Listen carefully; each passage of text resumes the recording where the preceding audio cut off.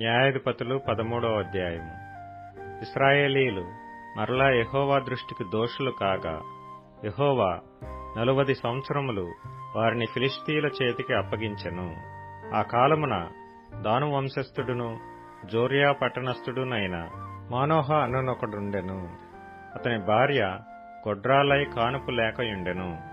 యెహోవా దూత ఆ స్త్రీకి ప్రత్యక్షమై, ఇదిగో, నీవు గొడ్రాలవు, నీకు కానుపు లేకపోయెను. అయితే నీవు గర్భవతివై కుమారుని కందువు. కాబట్టి నీవు జాగ్రత్తగా ఉండి ద్రాక్షారసమునే గాని మద్యమునే గాని త్రాగకుండుము. అపవిత్రమైన దేనినైనను తినకుండుము. నీవు గర్భవతివై కుమారుని కందువు. అతని తల మీద మంగళకత్తి వేయకూడదు. ఆ బిడ్డ గర్భమున పుట్టినది మొదలుకొని దేవునికి నాజీరు చేయబడిన వాడై ఫిలిష్తీయుల చేతిలో నుండి ఇశ్రాయేలీలను రక్షింప మొదలుపెట్టునని ఆమెతో అనగా, ఆ స్త్రీ తన పెనిమిటి యొద్దకు వచ్చి, దైవజనుడొకడు నా యొద్దకు వచ్చెను. అతని రూపము దేవదూత రూపమును పోలినదై మిక్కిలి భీకరముగా ఉండెను. అతడు ఎక్కడ నుండి వచ్చినో నేను అడుగలేదు. అతడు తన పేరు నాతో చెప్పలేదు. గాని ఆలకించుము, నీవు గర్భవతివై కుమారుని కందువు. కాబట్టి నీవు ద్రాక్షారసమునే గాని మద్యమునే గాని త్రాగకుండుము. అపవిత్రమైన దేనినైనను తినకుండుము. ఆ బిడ్డ గర్భమున పుట్టినది మొదలుకొని చనిపోవు వరకు దేవునికి నాజీరు చేయబడిన వాడై ఇండునని నాతో చెప్పెనన్నెను. అందుకు మానోహ, నా ప్రభువా, నీవు పంపిన దైవజనుడు మరలా మా యొద్దకు వచ్చి, పుట్టబోవు ఆ బిడ్డకు మేము ఏమేమి చేయవలనో దానిని మాకు నేర్పునట్లు దయచేయమని యెహోవాను వేడుకొనగా, దేవుడు మానోహ ప్రార్థనను ఆలకించెను గనుక ఆ స్త్రీ పొలములో కూర్చుండగా దేవుని దూత ఆమెను దర్శించెను. ఆ సమయమున ఆమె పెనిమిటి అయిన మానోహ ఆమె యొద్ద ఉండలేదు గనుక ఆ స్త్రీ త్వరగా పరిగెత్తి, ఆనాడు నా యొద్దకు వచ్చిన పురుషుడు నాకు కనబడెనని అతనితో చెప్పెను. అప్పుడు మానోహ లేచి భార్య వెంబడి వెళ్లి ఆ మనుష్యుని యొద్దకు వచ్చి, ఈ స్త్రీతో మాట్లాడినవాడవు నీవేనా అని అతనిని అడుగగా, అతడు నేనే అనెను.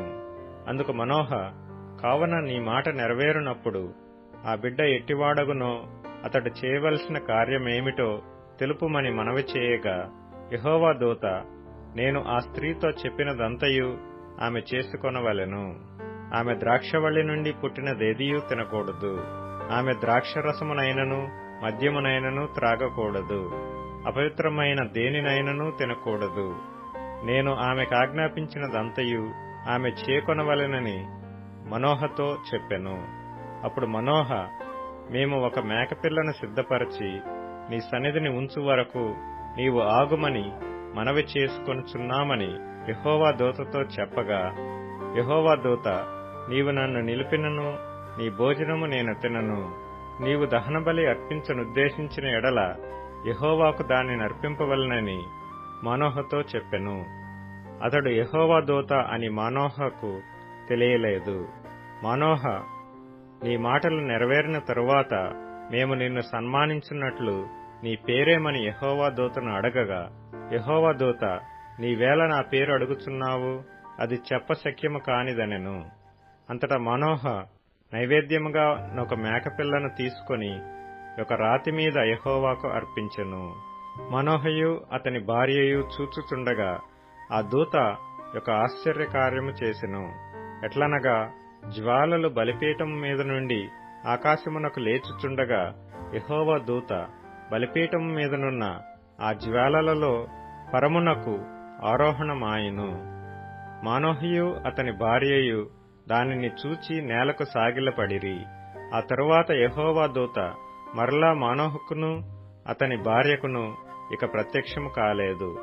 ఆయన యెహోవా దూత అని మానోహ తెలుసుకొని, మనము దేవుని చూచితిమి గనుక మనము నిశ్చయముగా చనిపోదుమని తన భార్యతో అనగా, అతని భార్య, యెహోవా మనలను చంపగోరిన ఎడల ఆయన దహనబలిని నైవేద్యమును మన చేత అంగీకరింపడు.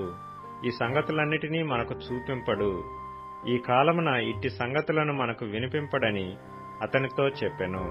తరువాత ఆ స్త్రీ కుమారుని కని అతనికి సంసోను అని పేరు పెట్టెను.